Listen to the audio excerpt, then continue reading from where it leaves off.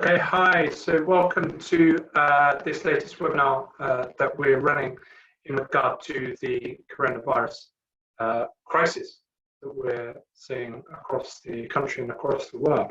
And this today we thought we'd cover furlough leave, because obviously it's a big thing that has come up and is an entirely new scheme. And although it is still being constructed and we're still waiting for some details, an awful lot of employees are now on this scheme, and so we thought it would be helpful just to run through the key elements of what is involved. Let me get some slides up for you just to help run through. So furlough leave, what is it and how does it work? So firstly, who can apply? So all businesses, no matter what size, can apply for this scheme, all charities and all recruitment agencies as well. Public authorities can, but only in very, very limited circumstances, which we don't need to concern ourselves with today. But the good news is that all businesses, big or small, can rely on this scheme. So then, who can you apply for? Well, firstly, all of your employees, be they full-time or part-time employees, you can apply to have them all furloughed into this scheme.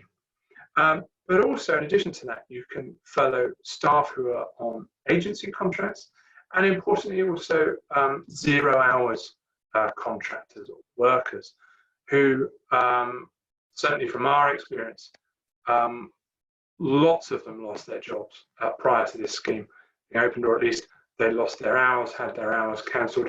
They are also supported by this scheme, and you can bring them back in to support them through this difficult time. In terms of what you can claim, well, firstly, it is 80% of their wages, okay, subject to an overall cap of £2,500 per month. In addition to that, you can also claim employers' national insurance and employers' pension contributions. Now, the HMRC guidance, as we understand it at the moment, is still to clarify how that method of recovering employers' NI and pension contributions will operate. But we should hopefully get that guidance before the scheme goes live towards the end of this month. Now, for salaried staff, working out what they're entitled to is actually fairly easy. It's a percentage of their actual salary or the £2,500 cap. For those who have variable pay, so the 0 hours contractors, for example, you can calculate this on one of two bases. Either base it on the previous year's amount in that particular month, so payment for March 2020 will be based on their earnings in March 2019, or you can work out their average monthly earnings over the 2019-2020 tax year and pay them the percentage of that.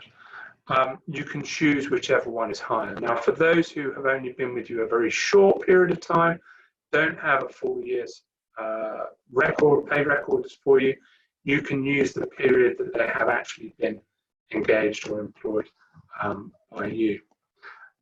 Importantly, you can claim back to the 1st of March, so all those people who were maybe made redundant or who 0 hours, who had their hours cancelled, you can back pay them and claim that money back from HMRC as you can for the hours going forward. Now, there are some conditions that apply to this. The government has tried to be as liberal with the cash on this as they can be. There are some conditions. So firstly, they must be must have been on your payroll as of the 28th of February. The reason for that is really an anti-fraud measure to stop people adding family, friends, loved ones onto the payroll and to claim the money back. It does create quite a significant degree of unfairness for those who quite legitimately were moving jobs and was due to start in March or April, but that's the rule the government have set, and that's the cut-off date. Whilst on furlough leave, the individuals cannot undertake any work at all. Okay, they cannot answer any emails, they cannot answer any phone calls. You can still phone them for a general catch-up and to check on their welfare, but they should not be doing any work.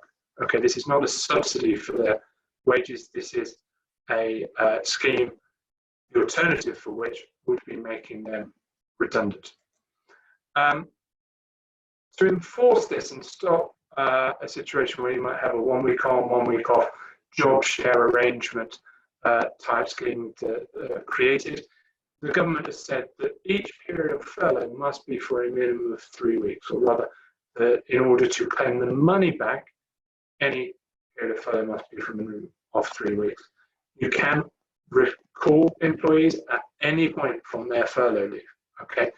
But if you did that after, let's say, 2 weeks and 5 days into the 3 week period, you would forfeit the right to reclaim that money from HMRC. But if you had a big contract come in, you needed the staff to do the work, then that may be worth doing. But it's something to weigh up going forward. How to claim? Well, we're still waiting on the full details of how to claim. We know that it will be by way of a web portal. The HMRC are still building that portal and still trying to roll that out.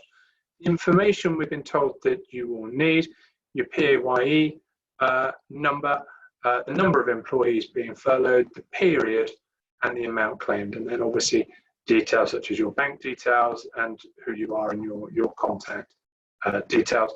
We are still waiting for full details on that, and obviously as soon as it's out, we will update you. So that's it for today. Hopefully you found that interesting and of use. You'll see my details on the PowerPoint there. Please do give us a call or drop us an email if you have any queries or any concerns. Thank you very much.